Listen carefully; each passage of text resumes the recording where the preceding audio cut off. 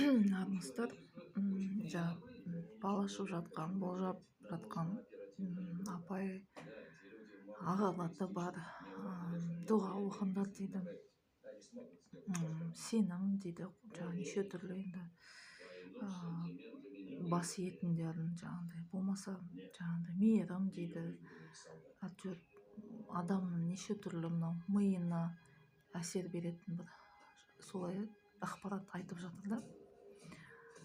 Эзотерика болсын, психология болсын, саяси болсын, неше түрлі жан-жақтан адам миына адамды қалай басқару, неше түрлі ақпараттар енді сан алуан. Мен бірақ нәрсе айтамын, өз тағдырларыңыз өз қолыңызда. Біз тағы қазақпыз, тек өздеріңізге сеніңіздер.